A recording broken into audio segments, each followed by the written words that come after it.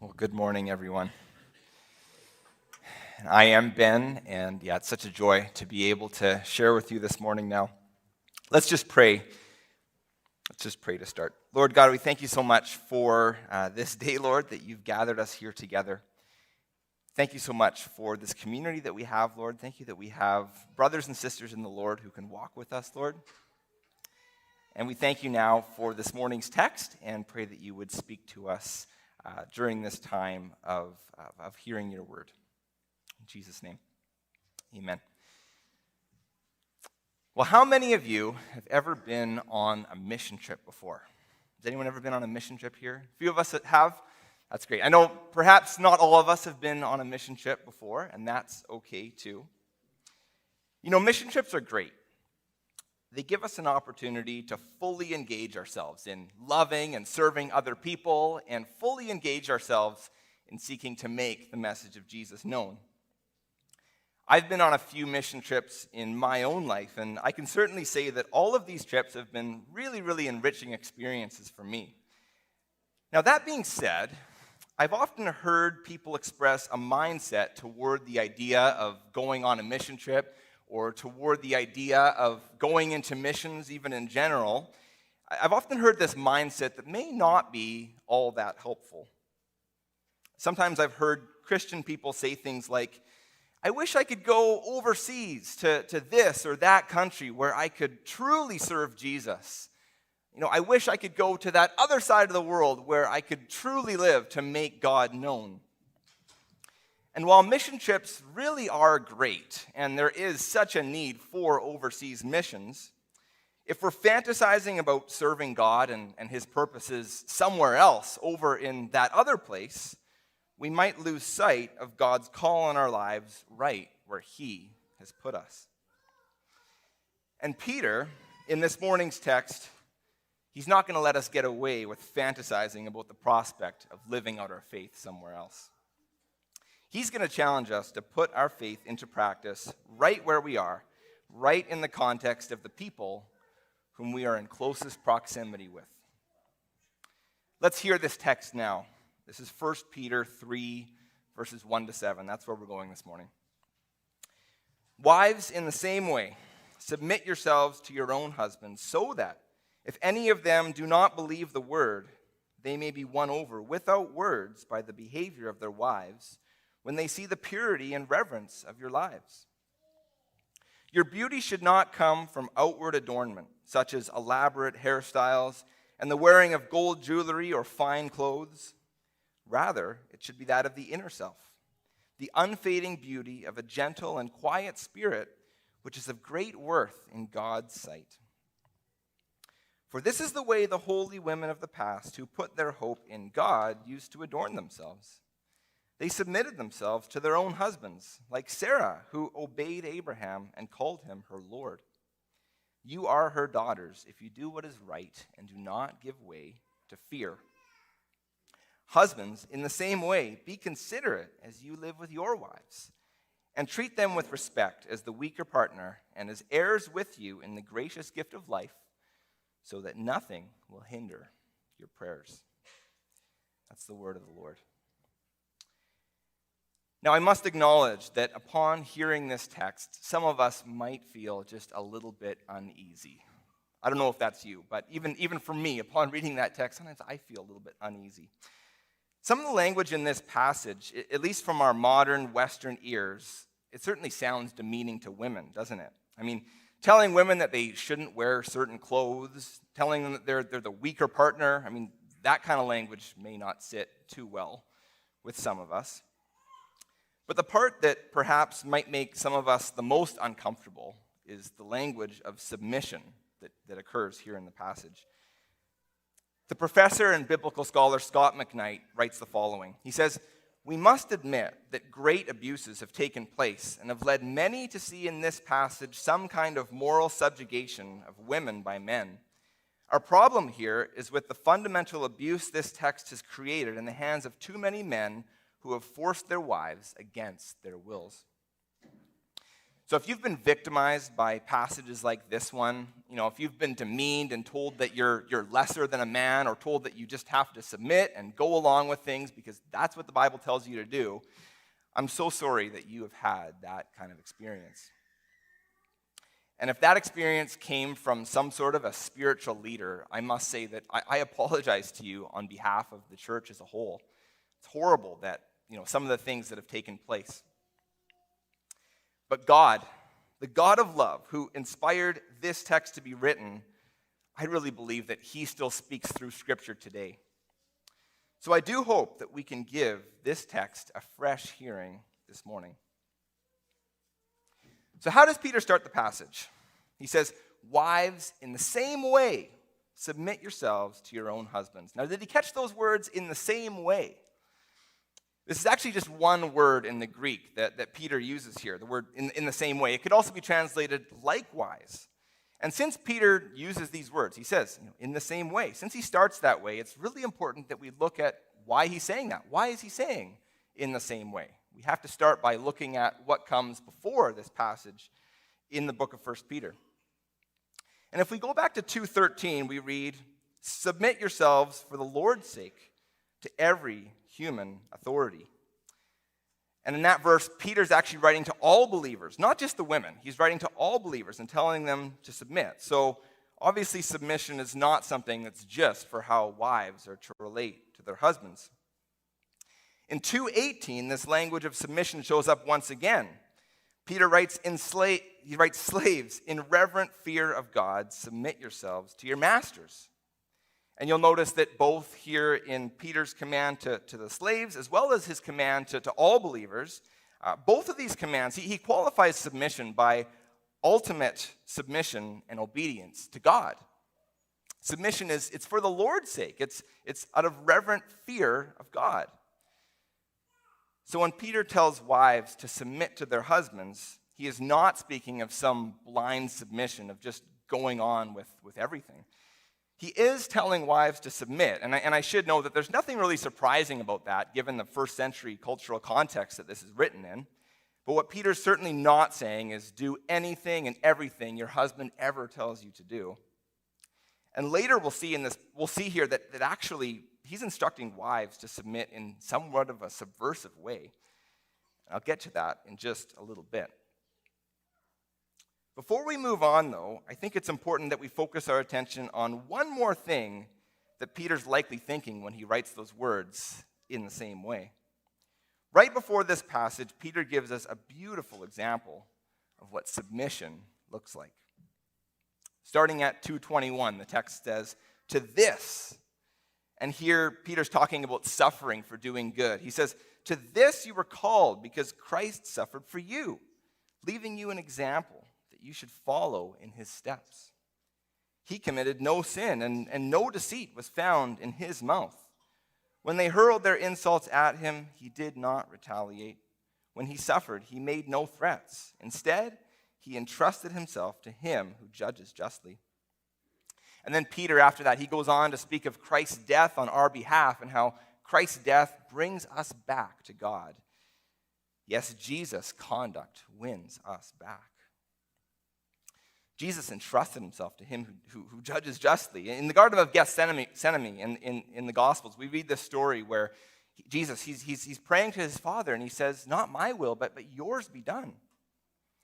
So Jesus, God the Son, he submitted to God the Father, and he willingly gave of himself for our sake. And now Jesus is that example for how our conduct is to now look as we relate to other people. So when Peter says, "Wives, in the same way, submit," he means let the Jesus story shape your conduct. Let that story shape the way you relate to your husband. And all of us need to hear this. This isn't just for wives. This is for husbands. This is for single women and men. This is for teenagers. This is for kids. This is for everyone. We're all to let that Jesus story shape the way we relate to other people. Are you letting the Jesus story shape your conduct? But hey, what's the point of the whole Jesus-shaped conduct thing anyways? Like, what's the point of it? Why is this so important? Is it, just so that we can be better moral human beings? Is that the point? Well, let's hear this verse again. Let's hear verse 1 one more time here. It says, "Wives, in the same way, submit yourselves to your own husbands, so that if any of them do not believe the word, they may be won over without words by the behavior," or this word could also be translated way of life or conduct, "by the conduct of their wives when they see the purity and reverence of your lives." Did you catch that? Peter gives us a concrete reason as to why this Jesus-shaped submission is so important. And the reason is missional. And by that I mean it's for the sake of advancing the gospel of Jesus. It's for the sake of advancing the gospel message. It's submission so that their husbands may be won over to Christ. And this is a radical idea that Peter's putting forth here. Why do I say that? Well, a couple reasons. First of all, in that world, it was simply assumed that women should submit. Unfortunately, it was a world where men had far greater power than women did. So this pattern of a wife submitting to her husband, that's just a normal pattern in that world. There's nothing really surprising about this command in a sense. But there's a different reason that was usually given for the wife's submission. The reason that was usually given? Because they're inferior. That was an argument that Greek philosophers had made for centuries. But now Peter comes along and he offers an entirely different reason. Not because women are inferior, but so that their husbands may be won over to Christ. And second of all, this is a radical idea because there's a sense in which, with Peter's words here, he's actually telling the wives to go against their husbands in the thing that matters the most. See, in that world, the husband's religion was to be the religion of the family. The wife was expected to worship the same gods and accept the religion of her husband no matter what. Here's how Plutarch, a Greek philosopher who lived in the first century, here's how he puts it. He says, "A woman ought not to make friends of her own, but to enjoy her husband's friends in common with him. The gods are the first and most important friends. Hence, it is becoming for a wife to worship and to know only the gods that her husband believes in, and to shut the door tight upon all strange rituals and outlandish superstitions." And now what does Peter say to wives? Does he say, go along with your husband, accept his gods, submit to him, do what he tells you? Not so much, actually. Rather, he says, get your husband to accept your God. He says, you be the person to influence him. But how does that influence happen? Is it just by these wives becoming, really good at communicating the gospel? Not quite, actually. See, Peter, he certainly isn't opposed to speaking about Jesus, and he'll make that actually very clear just a little bit later in this chapter. But Peter also knows that more and more words about Jesus don't always make the difference. They may be won over, he says, without words. Some of you may have read the book, The Case for Christ, or perhaps you saw the movie that came out just a few years ago. In this book, the author, Lee Strobel, he tells his story of how he came to faith in Jesus. And for him, his story involved asking these really, really challenging intellectual questions and talking to all these different scholars and all that sort of thing. But what's really interesting is that what sparked his interest in Jesus, it wasn't a gospel presentation that he heard, nor was it, someone who just made a great argument to him and then he felt like, I got to look into this. This is what he writes in his book. He says this. He says, it wasn't a phone call from an informant that prompted me to re-examine the case for Christ. It was my wife. Leslie stunned me in the autumn of 1979 by announcing that she had become a Christian. I rolled my eyes and braced for the worst, feeling like the victim of a bait-and-switch scam. I had married one Leslie, the fun Leslie, the carefree Leslie, the risk-taking Leslie, and now I feared she was going to turn into some sort of sexually repressed prude who would trade our upwardly mobile lifestyle for all-night prayer vigils and volunteer work in grimy soup kitchens. Sounds terrible, doesn't it? But instead, he says, I was pleasantly surprised, even fascinated by the fundamental changes in her character, her integrity, and her personal confidence. Eventually, I wanted to get to the bottom of what was prompting these subtle but significant shifts in my wife's attitudes, so I launched an all-out investigation into the facts surrounding the case for Christianity. Lee's wife, Leslie, I really think she provides a great example here. Lee observed her Jesus-shaped conduct, and his heart began to be changed without words by the behavior of his wife. I know that some of you are in marriages where your spouse is not yet a follower of Jesus. Some of you, both wives and husbands, are in marriages where you might feel like things are, quote unquote, unequally yoked in your relationship. And perhaps that's really disheartening for you. Perhaps it even makes you angry or feel bitter at times. Perhaps you've tried to win your spouse over to Christ again and again and again with your words, or perhaps you've tried again and again to at least drag them to church with you. And maybe God wants to speak into your situation right now. Keep following Jesus. Your actions might just speak louder than your words. So keep letting the Jesus story shape your conduct. For others of you, maybe you feel like this text isn't really all that relevant for you. Maybe you're not married at all, and of course, Peter's writing to wives, so I guess we don't have to listen to this, right? Or maybe you're in a marriage where you and your spouse, you both love Jesus, and you feel like things are great in your marriage relationship, and that's wonderful if that's the case. But you know what? Peter's words here, they are addressed to wives who have non-believing husbands. That is the context here. That is what Peter's talking about. But I really do think that there's a word in this text for all of us. Does anyone here have friends or family whom you'd love to see come to know Christ? Does any of you have neighbors or colleagues or, I don't know, someone that you've been in relationship with for a long time that you just love to see them come to know Jesus? Maybe there's someone that you've just been praying about or you've been praying for them for years. I've heard it said that most people, they'll never read the 4 Gospels, but they do read your life. So your life speaks. So we need to ask, what message are we communicating with our lives? How does our conduct display the love of Jesus? Let's make space for Jesus to win our hearts over again and again. Let's invite him to empower us by his Spirit to make his love known to others. And in all our relationships, let's be people who allow the story of Jesus to shape our conduct. But what else is involved in this Jesus-shaped conduct, Peter? Let's allow Peter to tell us a little bit more on this point. Peter uses a couple words in verse 2 to describe what this conduct of the wives he's writing to is supposed to look like. He uses these 2 words, purity and reverence. And those are both big words, and we could spend some time looking at that. But I really think that it's the next section where Peter really fleshes out what he's getting at when he says that. So let's keep reading the text from verse 3. Your beauty should not come from outward adornment, such as elaborate hairstyles and the wearing of gold jewelry or fine clothes. Rather, it should be that of your inner self, the unfading beauty of a gentle and quiet spirit, which is of great worth in God's sight. The outer beauty, it consists of elaborate hairstyles, gold jewelry, fine clothes, Peter says.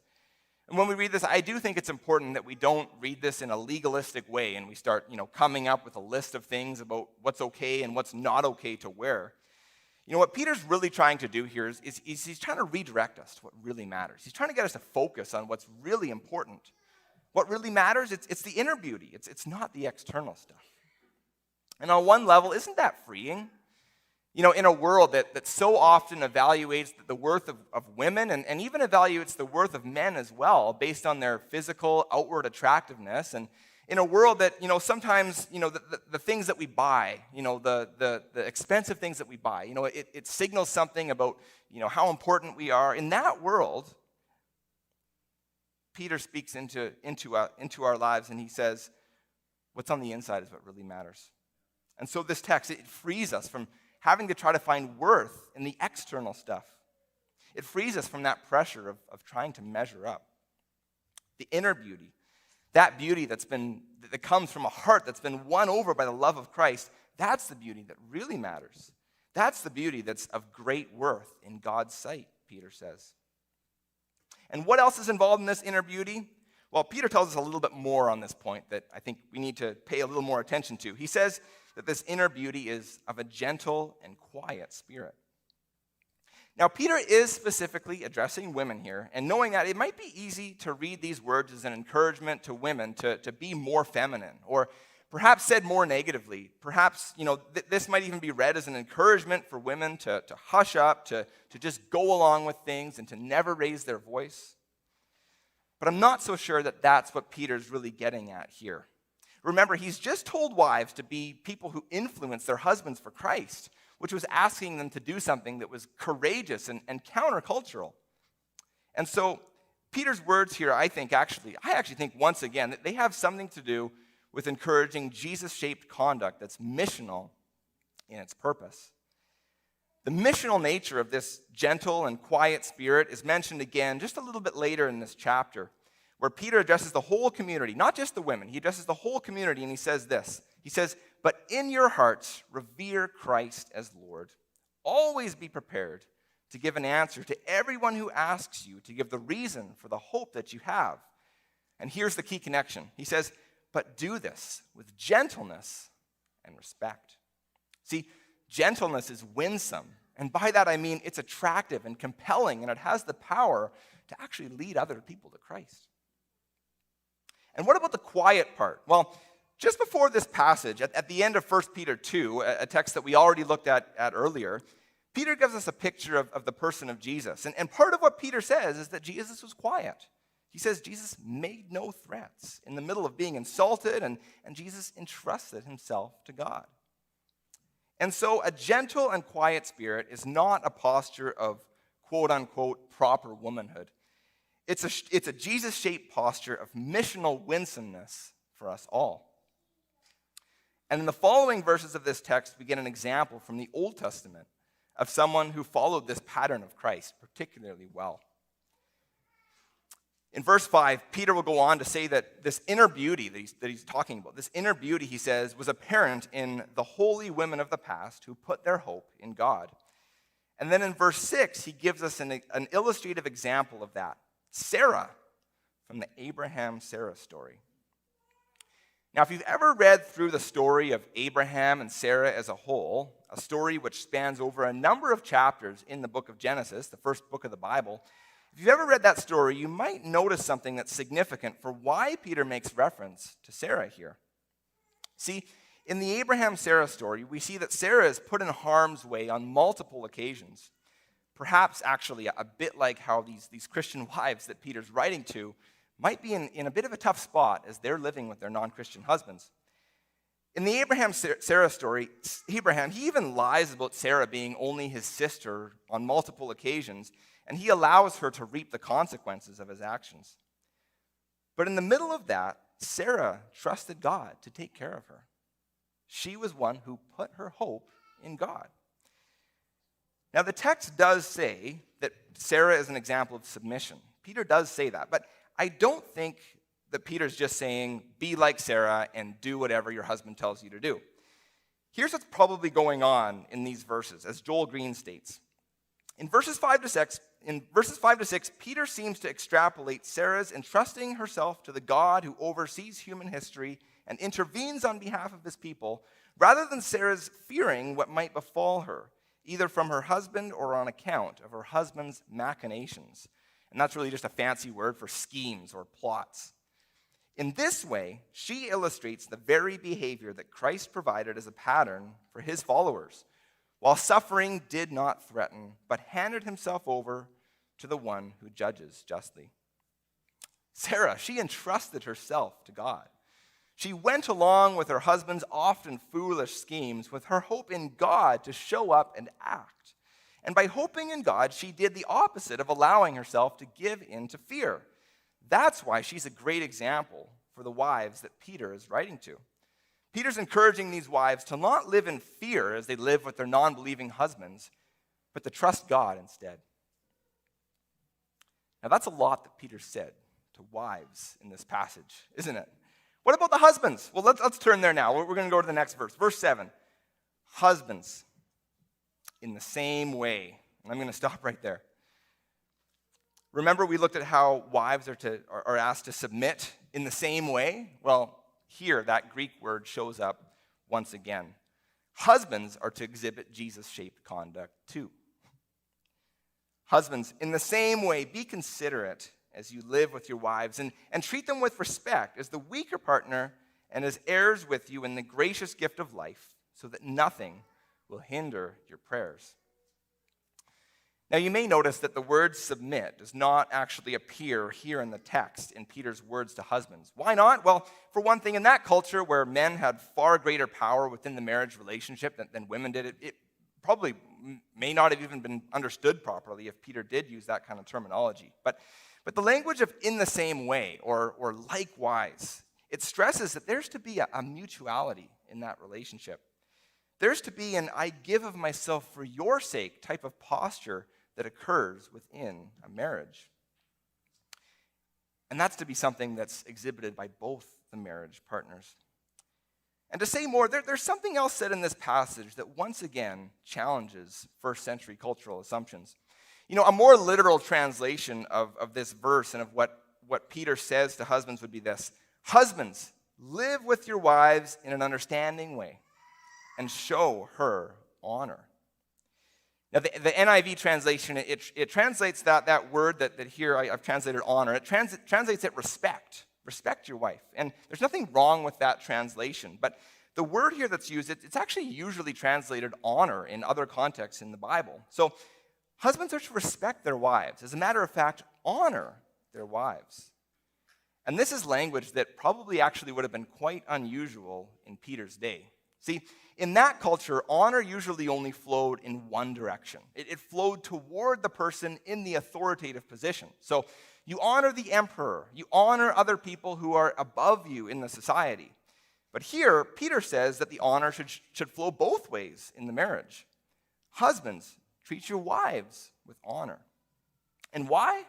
Well, he says, because she's an heir with you in the gracious gift of life. The wife is a co-heir with the husband. She is not his inferior. Though she may be the weaker partner, see, she probably is physically weaker, especially in that world. In God's kingdom, she is his equal. Be considerate. Live with your wife in an understanding way. Respect her. Even honor her. Those are Peter's words to husbands. Now, what does that look like in action? Well, I think Scott McKnight tells a great story of this. In his commentary on this passage, he tells this story of one of his students who had this old Volkswagen sitting in the seminary parking lot for 2 years. And that the vehicle had been sitting there. It didn't actually come out of the parking lot a whole lot. It was in really, really rough shape, totally on its last legs. It gave this couple all sorts of troubles. One day, McKnight, he strikes up a conversation with this student of his, and he begins by... Actually, the student, he tells him about the vehicle, and the student says, you know, we finally got rid of that vehicle. He says, yeah, we had that vehicle there for 2 years, but, you know, we finally got rid of this vehicle. And McKnight asks, but what took you guys so long? Why did you guys have that vehicle sitting here for so long? The student's response, because my wife was not ready to part with her dear old VW. But now she's finally ready to cut the cord. This student cared about what mattered to his wife. He was considerate of her feelings. Rather than plowing forward with what he may have thought would have been obviously the best thing to do, he honored his wife instead. He honored what mattered to her. And that's putting this text into practice. Now, there's one more line in this passage that I think we need to look at, and we'll look at this now. You know, Peter also actually gives us a reason about why being considerate of one's wife is so important. This is what he says. He says, it's so that nothing will hinder your prayers. Paul Stevens, in his book, Marriage Spirituality, I think he makes a really interesting point. He says that in Christian circles, we often assume this idea that couples who pray together have a healthier relationship. But he says it actually works the other way around. It's that couples who have a healthy relationship pray together. See, if both spouses feel loved and appreciated, if both spouses feel like the other actually cares about their feelings and cares about them and is seeking to love them well, then their desire to connect with God together will grow. That's when rich times of prayer will occur in the relationship. And I must say that that's certainly been my experience in my own relationship with my wife. So be considerate. Live with your wives in an understanding way. Honor her. If you do, Peter says, nothing will hinder your prayers. You'll win a better, healthier relationship, and you'll win a more spiritually rich relationship too. And I must say that by exhibiting Jesus-shaped conduct in our marriages, we might just win over our spouses' hearts a little better as well. But at the end of the day, for each and every one of us here this morning, our conduct often falls short of what Peter commands of us in this passage. And sometimes our relationships end up in disarray and brokenness, and we don't know how to proceed. Whether we're married, dating, single, or whatever our relationship status is, we all experience brokenness in relationships. Our ultimate problem as human beings, though, it's not just broken relationships with other people. It's a broken relationship with God. And it's because of this very reason that Jesus came and entered our world. I'm going to invite the worship team to come on back up here at this time. You know, Jesus certainly provides the pattern for us to follow as we relate to others. A pattern of submission, humility, and self-sacrifice for the sake of the other. And Jesus is also the very one who empowers us by his Spirit to be the people he's calling us to be people who are winsome in our witness.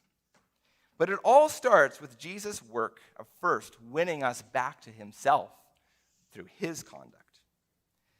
See, Jesus came into this world on a missionary journey, a journey of seeking us out. Philippians 2 tells us that Jesus, being in very nature God, stepped across the cosmos and entered our world. He became one of us. He humbled himself. He submitted himself to his Father's will and was obedient to death, even death on a cross, it says. And through Jesus' conduct, through his perfect life of service to others and his life of obedience to his Father to the point of death, Jesus redeems us. He buys us back for himself. Jesus wins us over. He wins us over with his love as he willingly lays down his life for us, only to take it up again 3 days later. So have you been won over by the love of Christ? Has he captured your heart? And if he has, consider, how is the Jesus story now shaping you? How is the pattern of Jesus' life calling you to conduct yourself in your relationship with others?